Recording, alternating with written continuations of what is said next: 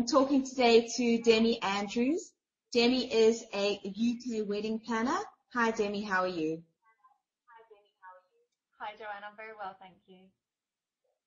Demi, today we're talking about ceremonies and receptions. So, as you're based in the UK, let's start off with the question of what time of year is the best weather-wise to get married in the UK? Okay, well, as you know, in the UK, the weather here is not always fantastic, and we could have all four seasons in one day. But June and September for me would have to be the best months to get married in. Even May is a lovely time to get married in, but September for me would have to be my favorite month. In a formal wedding, which side is reserved for the bride's family and friends? The left side. And where does the wedding party stand in the receiving line?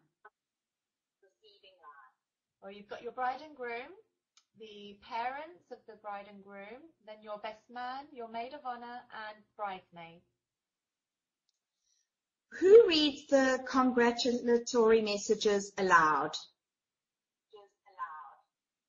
The father of the bride could do it, or the best man.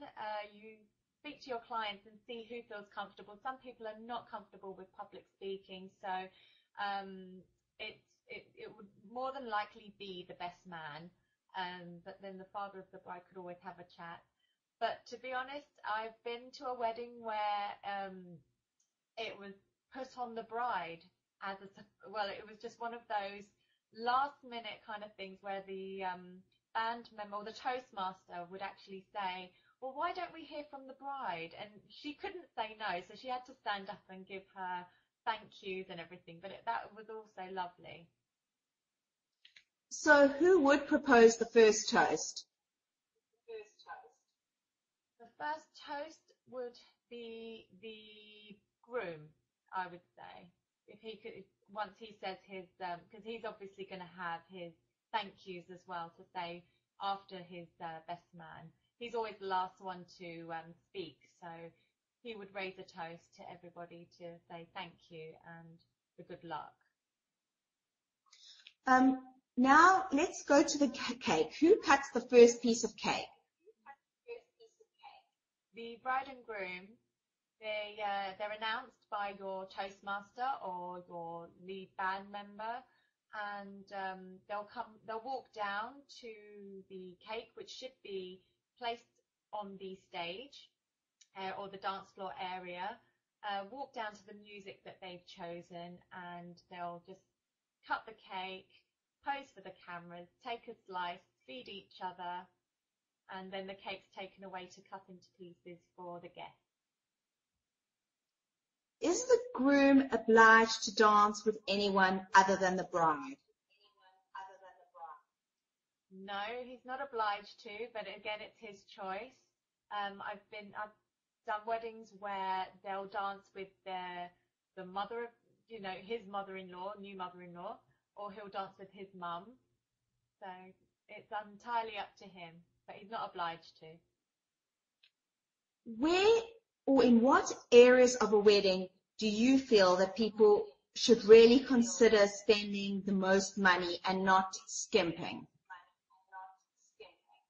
Okay, well, if you look at the weddings as a whole, the most of your budget will go to feeding your guests. So food is very, very important. You should not scrimp and save on that, because your guests will remember the food. Entertainment is always very important as well, because people will remember the music, and it is the guests that make the atmosphere. And if the music is good and the food is good, then everybody's going to have a great time. So you can, it's just, it's down to the bride and groom what they can afford and what they can also justify paying for, because there is that element as well. When do you think the bride and groom should exchange wedding gifts, and what ideas do you have for some traditional wedding gifts for the bride and groom? Again, it's down to the couple how they feel comfortable. Some people can be pretty private and just wish to do that on their own. At the end of their wedding day, when they go to their honeymoon suite, they can exchange their gifts. If they want to share it with all of their guests, they can do so during the speeches. And, you know, he could present his new bride with a classic pearl necklace, for example. Or, like I said, if they wanted to also do it privately, they could do it when they're leaving the church. They've just got married. Everybody's gone to the venue. They're in their beautiful wedding car. They're driving off, and you can have your wedding gifts there ready in the car to give each other. And, you know, the bride could give a pocket watch, you know, even it could even be an extravagant aftershave or perfume, a heart locket with engraving of their wedding day. And if you've got, you know, if the budget is unlimited, you could buy them a new car and just give them the car key. Thank you, Demi. Thank you so much for talking to me today. Thank you. It's been a pleasure. It really has. Thank you.